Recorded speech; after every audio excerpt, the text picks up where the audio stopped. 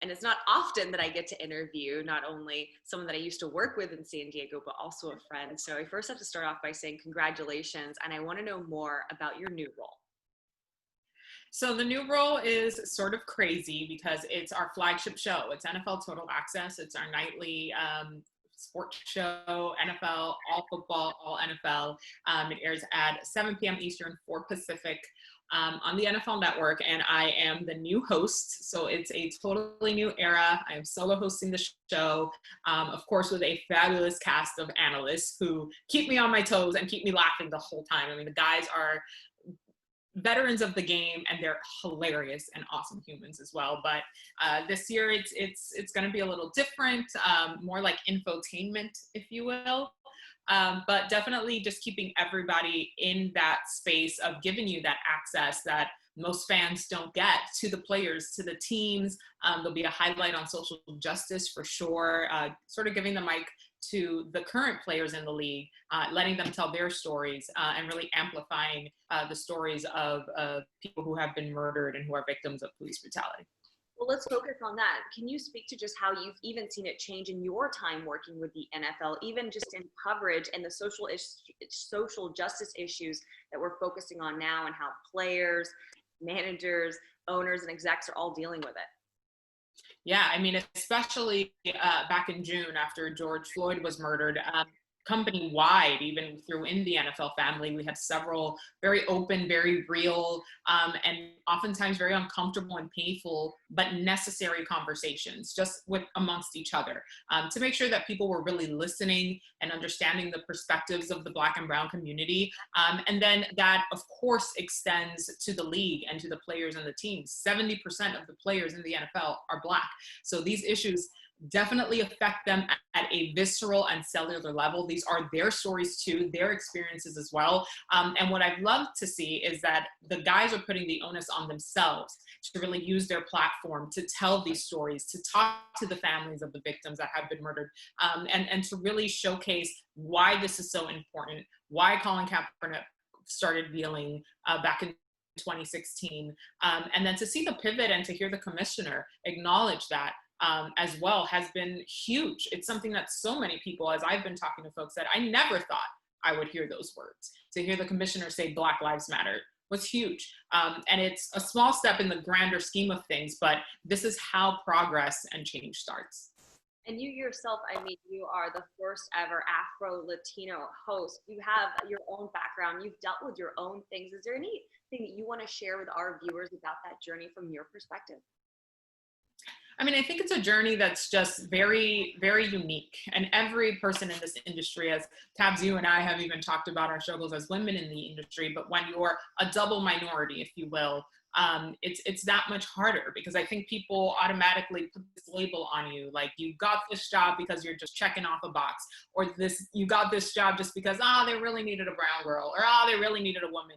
God forbid it's because you're actually qualified and have prepared and have trained for over a decade to get the job, right? So I think it's the biggest message I can say is that internal journey, that internal struggle to tune out that noise is the most important one. Because there were times in my career where I thought, how am I possibly going to go on with all of this going on? There were points where I was in a very deep depression just because everyone around me was so negative.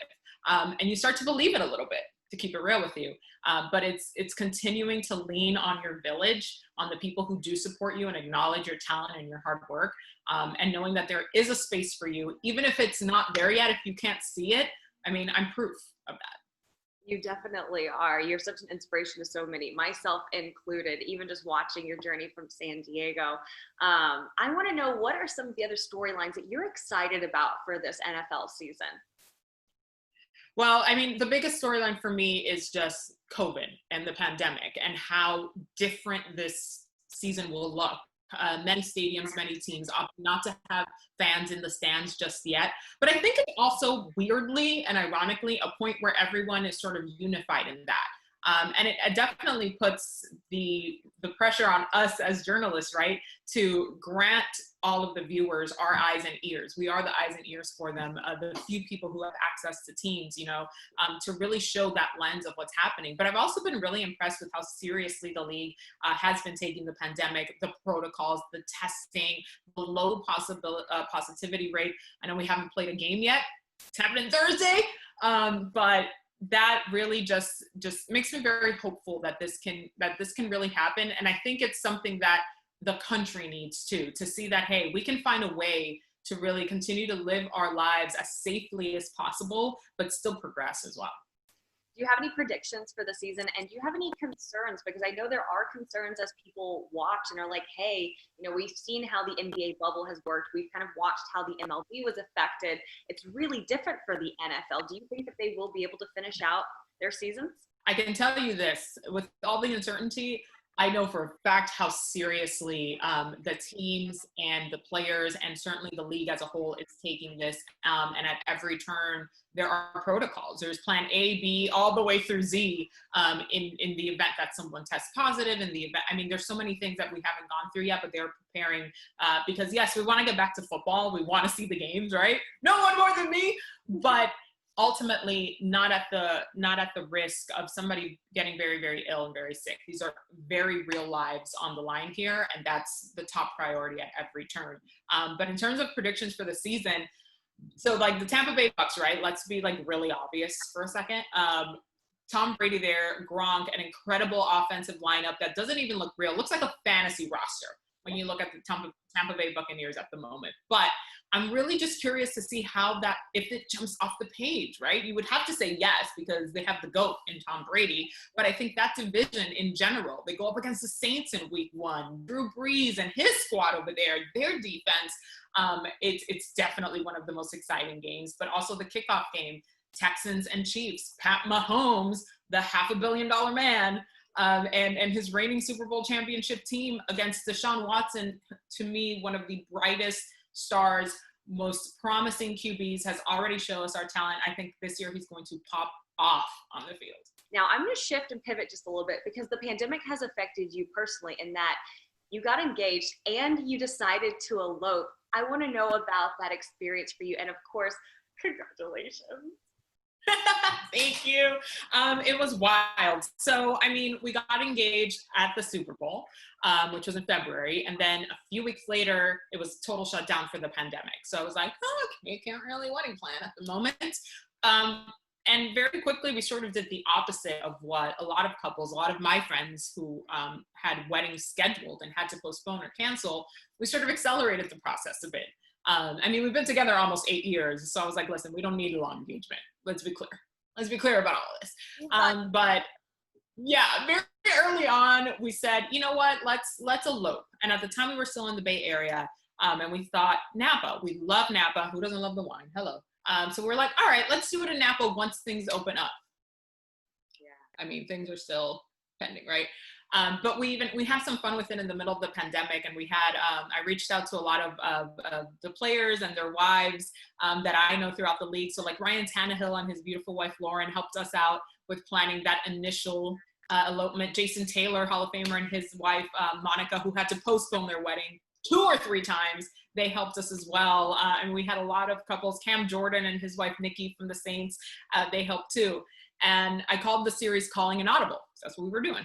And then we called one more and decided at the very last minute to elope in Cabo.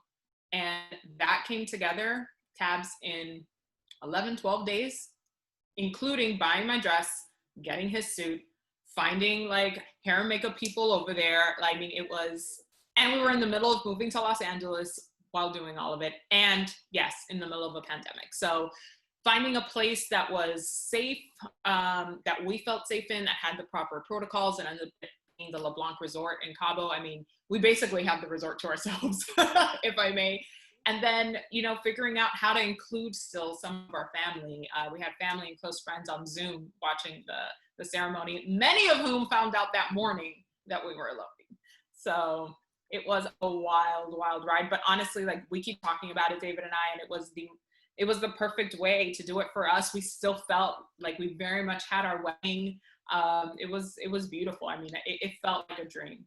You're proof that in 2020, there's a couple of different options in how you can approach it. You can take a back seat and just kind of wait for things to pass, or you can keep living your life and pursuing your dreams and making magic happen. And that's exactly what you have done, MJ. I am so grateful that you've taken the time to chat with me here at NBCLX. I miss you dearly, and I am so excited for everything that you're doing. Oh, I miss you so much, and I'm so proud of you and everything you've done. Love, love, love, love the show. So congrats to you as well. And thanks for just letting me share my story. Yes, thanks, love.